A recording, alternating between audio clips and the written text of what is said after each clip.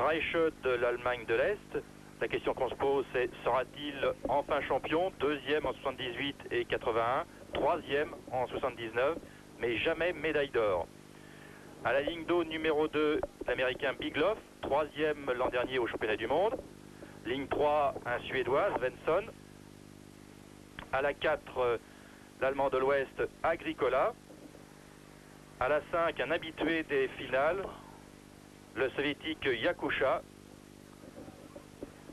déjà deuxième aux Jeux Olympiques de Moscou. Et enfin, le Britannique Bellieu, à la ligne d'eau numéro 6. Seulement une. Le champion de France de la discipline, Fornara, n'a pas été engagé car il figure dans le 8 finaliste que nous verrons tout à l'heure en fin de programme. Bon départ des 6 skiffeurs.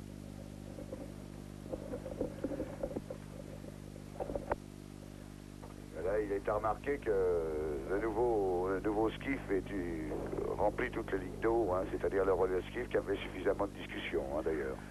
Oui, le premier à l'utiliser, ça a été l'Allemand Kolbe, qui est d'ailleurs l'un des grands absents cette finale avec Karppinen, mais Karppinen, on l'a vu, est dans un autre bâtiment.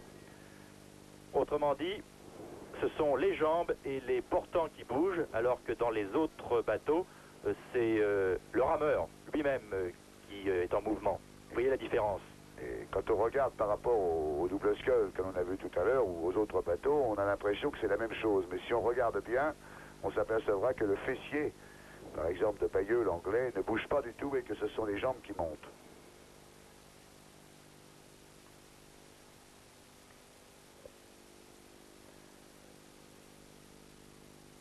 C'était la seule discipline qui avait échappé à l'Allemagne de l'Est, à Moscou, puisque Karppinen avait remporté le titre.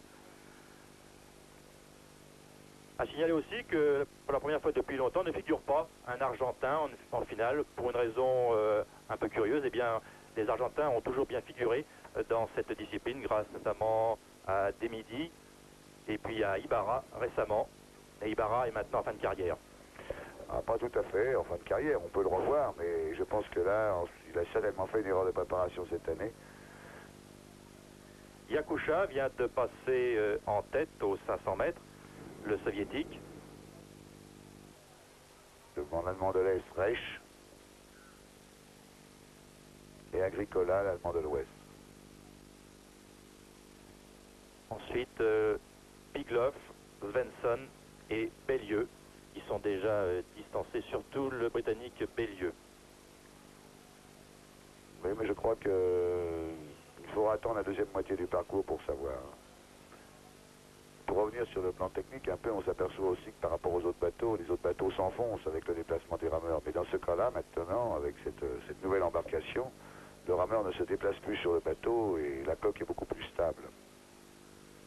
Alors honnêtement, Bernard, c'est la question que tout le monde se pose là, sur les bords du bassin. Est-ce que ce bateau va plus vite que le bateau traditionnel? Ah oui, pour moi, il ne va pas plus vite dans le premier et le dernier 500 mètres, mais au train, c'est un bateau qui a une vitesse constante et on peut estimer à 8 à 10 secondes davantage que ce bateau. D'ailleurs, la Fédération internationale des sports d'aviron va prendre une décision définitive dans un an pour savoir si elle adopte ou non ce bateau révolutionnaire. Elle le laissera encore pour l'an prochain, mais décidera pour Los Angeles si on adopte ou non ce bâtiment. Oui, c'est un problème assez délicat, ça, hein. Je pense que je ne suis pas contre les progrès techniques, mais j'estime que c'est une progression qui ne sert à rien, dans le sens où la hiérarchie des rameurs ne change pas, seule la discipline va plus vite.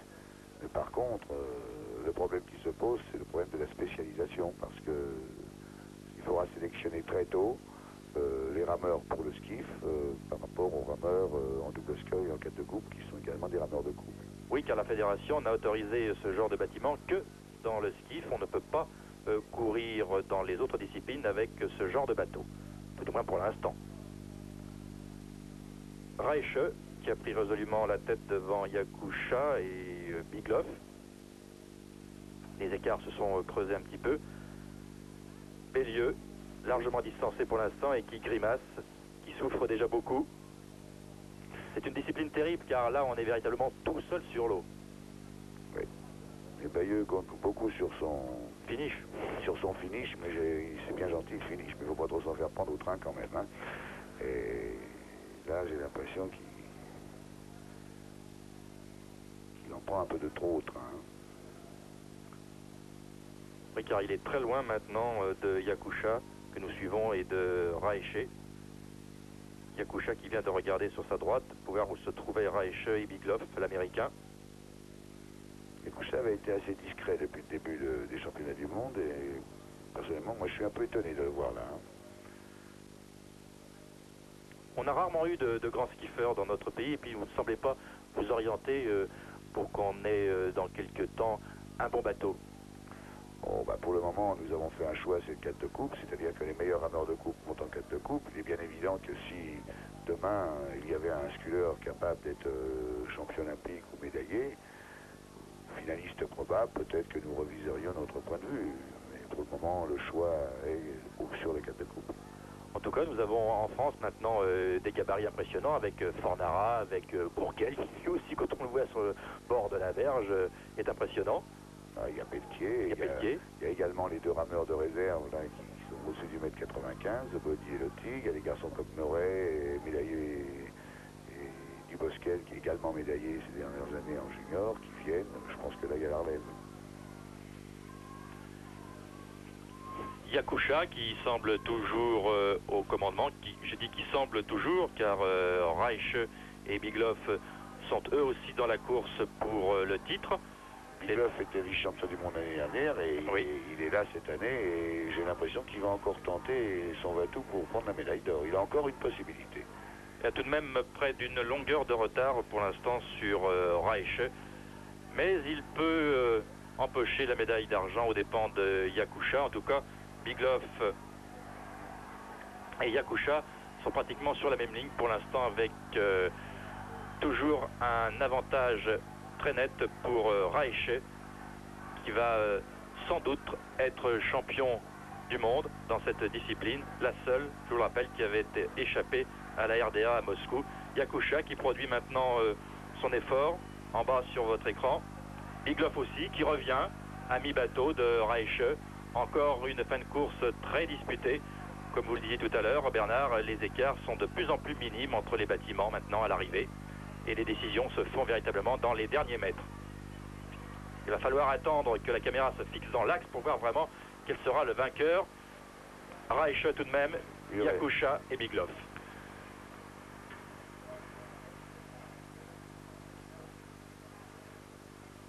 Allemagne de l'Est, Union soviétique, États-Unis.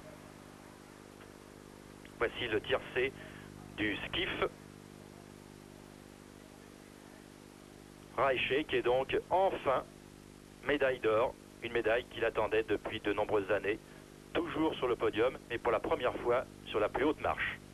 Il a été sur la plus haute marche mais en 4 de coupe. Ah oui, non, mais je parle en skiff.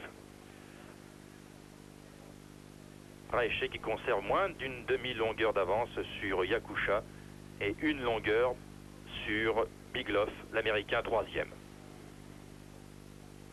Le 4e est l'allemand de l'Ouest Agricola. 5e Svensson et 6e Bellieu. Raeche, le nouveau champion du monde du skiff. 5e finale de Barré